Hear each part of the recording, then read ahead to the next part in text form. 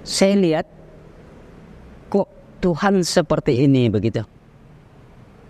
Ini pasti ada yang buat. Manusia kok bisa buat Tuhan? Kenapa yang nggak buat ini aja yang disembah?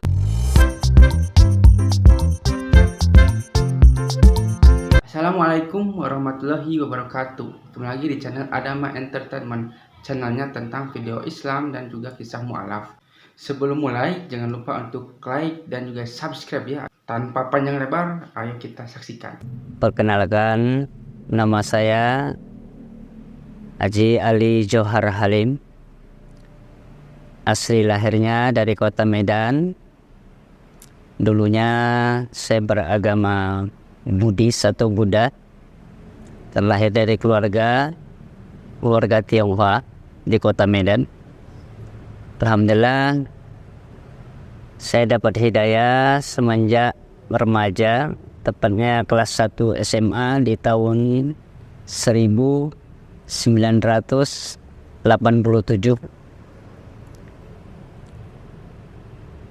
Saya bersyukur kepada Allah Subhanahu wa Ta'ala atas hidayah yang Allah berikan kepada saya, karena ini adalah keinginan saya dari kecil untuk mendapatkan ketenangan jiwa atau arah tujuan hidup saya.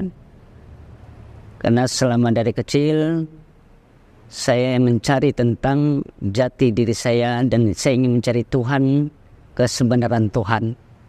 Dan alhamdulillah saya benar mendapatkan jawaban itu hanya ada di dalam agama Islam.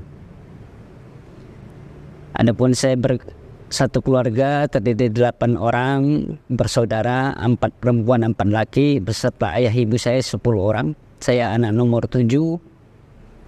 Dan alhamdulillah sedari kecil nama saya sudah Ali, hanya Ali saja. Kebetulan saya lahir di Jalan Johar di kota Medan. Ayah saya menamakan saya Ali Johar Halim karena saya lahir di Jalan Johar, tepatnya di kota Medan di Skip. Halim adalah karena marga Chinese saya Lim. Nama Chinese saya Lim Poi Li. Jadi orang Chinese itu ada bermarga Lim. Alhamdulillah dalam mencari agama yang hakiki ini, Islamlah yang menjawab tentang kehidupan dari fase alam ruh ke alam rahim ke alam dunia, serta setelah adanya kematian ke alam barza, alam yaumil masyar, dan nanti di mana ditempatkan kita di alam nar atau jannah sesuai dengan amal ibadahnya. Wahai sahabat Ngaji Cerdas, di sini saya ingin berbagi pengalaman bagaimana saat saya mendapatkan hidayah dari Allah Subhanahu wa Ta'ala. Karena dalam pencarian Islam ini ada rasa takut yang amat sangat, karena saya sedari kecil sering mendengar tentang pengajian yang sayup-sayup saya dengar tapi tidak hadir langsung di tempat pengajian itu, tentang hari kiamat, tentang azab kubur. Ada rasa takut yang amat sangat, karena saat itu saya merasa di persimpangan jalan, tidak tahu mau kemana arah tujuan hidup saya. Sampai-sampai saya rasa takut itu kalau sudah datang kepada diri saya nggak pingin mati. Karena saya nggak tahu arah mati saya itu akan kemana nanti. Nah, setelah di Islam ini saya dapat jawaban bahwasannya mau tidak mau, suka atau tidak suka, kullun nafsin za'iqatul maut, setiap manusia makhluk itu pasti akan mati. Namun di dalam Islam ada alur cerita yang diceritakan ketika manusia mati itu dia masuk ke alam kubur atau alam barzah, nanti akan dibangkitkan di alam yaumil masyar, kemudian akan dihisab. Nah, di agama yang saya anut sebelumnya saya tidak mendapat jawaban ini. Bahkan saya pernah belajar dalam sebuah agama, saya mengalami suatu kebingungan karena dalam pencarian ketuhanan saya itu saya tidak mendapat jawaban tentang keesaan Allah itu. Bahkan mengatakan seorang Tuhan itu mempunyai anak, ibu dan bapak, saya tambah bingung. Kalau manusia dijadikan Tuhan, mempunyai anak dan ibu, berarti dia adalah ciptaan. Segala sesuatu yang diciptakan pasti ada yang menciptakan. Nah, saya mencari-cari sehingga alhamdulillah saya ketemu Islam. Waktu itu saya sampai takut mati. Tapi gitu saya masuk Islam, alhamdulillah saya hanya berkata, udah mau mati-matilah. Yang penting saya udah dapat jawaban bahwasanya Islam ini menyelamatkan saya dunia wal akhiratnya. Sekalipun ada pertentangan dari keluarga, itu adalah ujian hidup saya.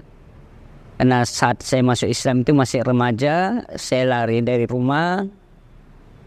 Saat SMA, karena udah rasa keinginan yang amat sangat ingin memeluk agama Islam. Karena takut mati dalam keadaan non-muslim gitu. Apalagi di dalam Islam dikatakan, ya ayyuhallazina amanu ittaqullaha haqqa tuqatih wa la tamutunna illa wa antum muslimun. Hai orang beriman, kata Allah, ittaqullaha haqqa tuqatih, bertakwalah kau sebenarnya takwa kepadaku, wa la tamutunna, dan janganlah kau mati illa kecuali wa antum muslimun. Itu yang saya takutkan. Karena saya alhamdulillah meyakini bahwasanya Allah katakan innad dina indal Islam, sesungguhnya agama yang ridho itu adalah Islam.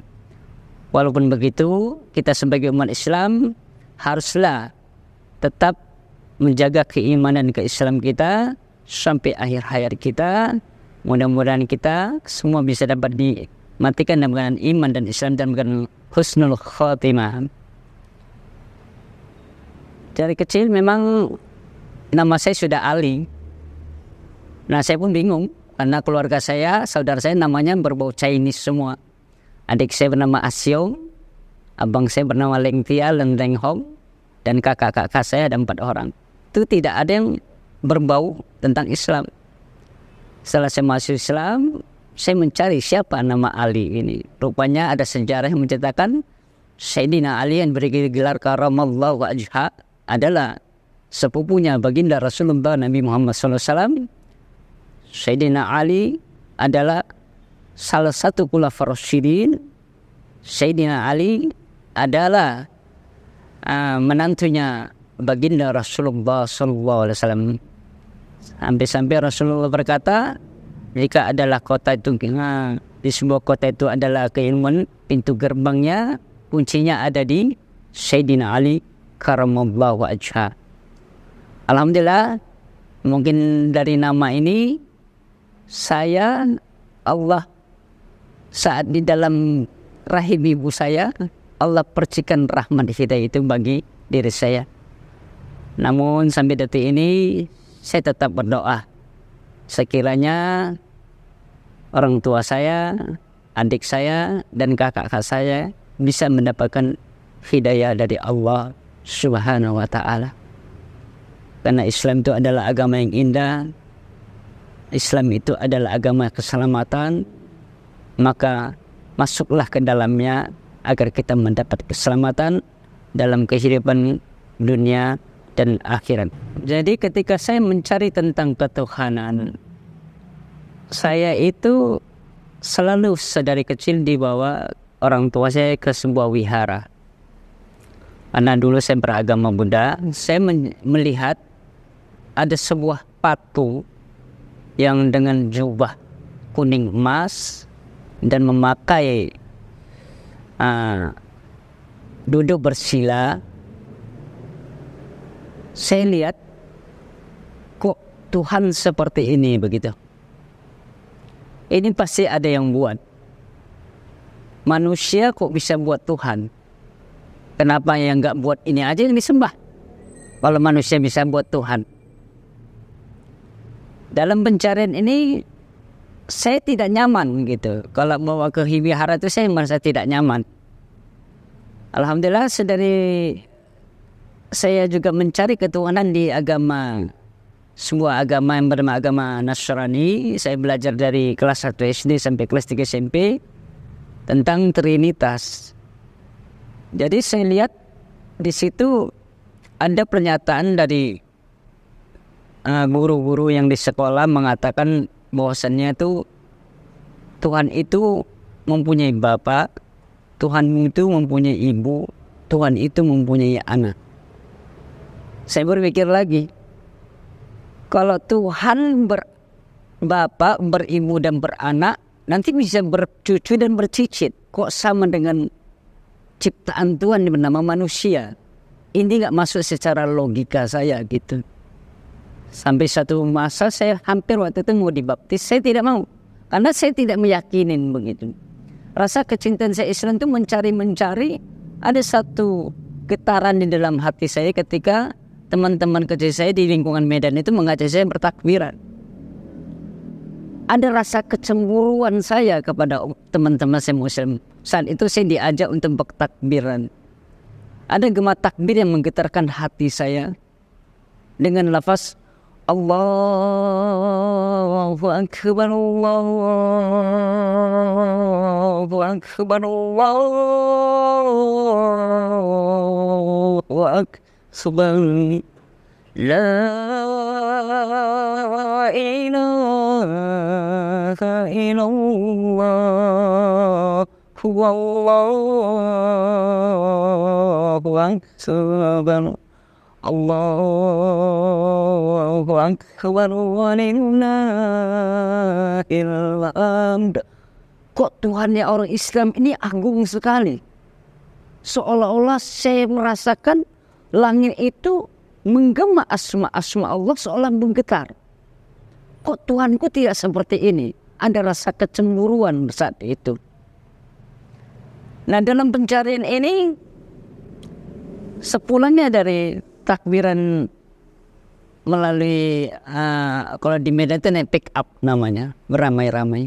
Sampai turun dari pick up, teman-teman saya masuk masjid melanjutkan takbiran. Saya nggak dikasih masuk. Saat itu teman saya bernama Subki berkata, Ali, kamu tidak boleh masuk masjid. Loh, kenapa? Saya bilang, karena kamu bukan orang Islam. Saya merasa sedih. Saya protes kepada Tuhan. Kepada sesuatu itu saya menyebut Allah. Saya hanya menyatakan kepada Tuhan, ya Tuhan, kenapa Engkau tidak adil kepadaku sebagaimana teman-temanku, mereka dilahirkan dari seorang ibu yang muslim. Kenapa ibuku tidak muslim? Saya menangis. Di luar masjid itu saya duduk sendiri menangis. Engkau tidak adil kepadaku. Aku ingin mengagungkan Engkau. Aku ingin memuliakan Engkau. Tapi aku tidak bisa masuk ke rumah Engkau. Inilah protesnya saat masih kecil dalam pencarian tentang ketuhanan. Nah, saat itu SMP saya meyakinkan bahwasannya saya mencari terus. SMP saya tidak mau makan lagi namanya daging babi di rumah. Karena ada satu kisah ketika saya di sekolah di SMP, saya masih tetap belajar agama Kristen. Saat itu saya telat keluar dari ruangan kelas saya untuk pindah ke kelas sebelah. Saya ditahan sama teman saya, udah duduk di sini aja di kelas ini. Saat itu pelajaran agama Islam, saya harus pindah. Nah, di situ menjelaskan tentang yang namanya haramnya daging babi. Sempat protes juga saat itu, saya bilang, kenapa sesuatu yang haram diciptakan sama Tuhan? Nah, suatu masa saya mendapatkan sebuah buku tentang ada yang zat atau binatang cacing pita yang di dalam babi yang kalau dipanaskan dengan panas sekian derajat Celcius pun dia tidak akan mati. Jika dia akan dikonsumsi, maka dia akan bisa berkembang biak. Saat itu saya tidak mau makan babi lagi di rumah. Orang tua saya mengalami kebingungan karena saya udah jarang makan di rumah. Setiap ada masakan yang bernama daging babi, minyak babi, saya nggak mau makan. Kadang-kadang saya minta uang untuk beli nasi, orang tua saya marah. Nah, di situ orang tua saya mulai curiga sama saya. Alhamdulillah, mendingan saya nggak makan nasi atau nggak makan daripada saya harus makan babi. Itu mulai saya tinggalkan yang nama makan babi. Nah di situ dan mencari semenjak saya SMA, saya sekolah di saat itu setelah tamat SMP, orang tua saya menyuruh saya di sekolah Katolik. Saya bilang oke, saya minta uangnya, saya ngurus sendiri. Nah kebetulan teman-teman saya banyak sekolah di Tunas Kartika atau yang pemilik tentara punya TNI punya. Saya daftar di sana. Alhamdulillah soalnya banyak muslimnya. Karena kalau saya di sekolah Katolik masih banyak orang non muslimnya gitu. Nah saat saya mencari itu saya berazam dalam diri saya bernazar. Saat saya SMA ini saya harus masuk Islam. Karena ada rasa khawatir dalam saya takut mati dalam keadaan kafir begitu. Karena katanya kalau saya dengar pengajian, kalau orang mati dalam keadaan kafir, maka dia tidak mendapat akan ditempatkan di dalam narnya Allah Subhanahu wa taala. Rasa ketakutan itulah membuat saya ingin segera memasuk Islam. Nah, saat di sekolahan ada pelajaran agama Islam dan agama Kristen. Saat itu saya tidak mau keluar dari kelas itu. Saya tetap duduk yang agama Kristen, pindah ke kelas sebelah. Lalu saya ditanya kepada guru saya. Beliau bernama guru agamanya Pak Suhaimi Hasibuan. Lalu saya ditanya, kamu kok tetap di sini nggak pindah ke sana? Kamu agamanya apa? Mudah Pak, saya bilang. Loh, kok nggak ikut ke agama kelas sebelah? Emang saya nggak boleh belajar agama Islam Pak? Kok kamu mau belajar agama Islam? Kata guru tersebut. Iya Pak. Alhamdulillah boleh diizinkan saya. Ada rasa gembira bagi diri saya. Rasa senang amat sangat karena saya diizinkan untuk belajar agama Islam. Karena saya kepingin berkumpul di dalam kelas itu, kalau bisa kelas itu Islam semua gitu. Jangan ada kelas orang yang bercampur di luar agama Islam. Nah saat itulah saya belajar sehingga saya menyatakan diri kepada guru saya tersebut, Pak, saya ingin belajar agama Islam, kalau bisa tolong nanti saya Islamkan diri saya. Oh baik, kata guru tersebut, Pak Suhaimi tersebut. Saat itu menjelang saya kelas 1 SMA tahun 87, saya lari dari rumah. Karena saya di rumah sudah tidak nyaman, ada namanya makanan minyak babi, daging babi, saya sudah tidak nyaman tinggal di rumah. Saya lari, saya bawa pakaian saya, tiba saat itu mau liburan sekolah, mau kenaikan kelas 2 SMA, gitu saya sudah lari dari rumah mau pakai saya, orang tua saya tahu, lalu orang tua saya menyuruh orang mencari saya kemana-mana. Saya ngumpet pindah sana pindah sini ke rumah teman-teman saya, dan orang tua saya itu nggak begitu paham sekolah saya di mana. Karena sibuk dengan pekerjaan, orang tua saya itu berdagang. Yang satu lagi orang tua saya itu bekerja. Ayah saya merantau di suatu daerah yang bernama di perdagangan sebagai mandor. Nah saat itu saya lari dari rumah, saya ingin menyatakan di masuk Islam. Tiba-tiba guru tersebut nggak berani. Kalau dia menyatakan, dia takut orang tua saya menuntut. Karena saya belum begitu dewasa begitu. Nah, saya merasa kecewa karena saya sudah merasa saya belajar di sekolah itu dengan kesungguhan. Saya belajar, alhamdulillah nilai di rapat itu saya dapat 8 atau 9 sampai teman-teman Islam saya cemburu. Kok yang non muslim nilai di raport dapat 8 sampai 9, kok kami 6 sama 7. Ya kata guru tersebut memang dia benar ngisinya. Karena saya dulu lagi senang-senangnya belajar ilmu fikih, yaitu bukunya ada Sulaiman Rashid namanya. Nah di situ saya merasa kecewa. Tiba-tiba saya ada teman saya bernama Umar Rahman. Teman ini semenjak SMP saya juga berteman sama dia, sering main ke rumah dia tuh. Nah saya bercerita pada Pak Umar, Pak Suhaimi nggak mau ngislamin saya. Katanya tunggu saya tamat SMA. Saya nggak mau. Kalau bisa saya sekarang gimana ini Mar? Alhamdulillah dia mendengarkan apa yang saya ceritakan. Kemudian dia berkata, Ali sabar ya, saya nanti ngobrol sama ayah saya. Alhamdulillah Besoknya teman saya ini berkata, Li, kau disuruh ayah ke rumah, ayah mau ngobrol sama kamu. Nah, sepertilah kisahnya, bagaimana kan kisahnya ini sangat menginspirasi kita bahwa kita itu sebagai umat muslim, dengan adanya video ini kita itu menjadi terinspirasi bahwa kita itu bisa lebih baik lagi untuk menjadi seorang pribadi muslim yang lebih baik lagi. Dan dengan video ini juga mungkin kalian juga yang mungkin non muslim ya, yang menyaksikan ini, kalian juga mungkin ada gambaran seperti apa bahwa agama Kristen itu tidak selalu misalnya benar ya, karena banyak juga kontradiksi di sini. Bahwa agama Kristen, agama non-Islam misalnya gitu ya, jika orang-orang mereka itu mualaf itu karena apa? Kebanyakan itu mereka itu tahu bahwa Islam itu adalah agama yang benar, agama yang lebih masuk akal daripada agama-agama lainnya.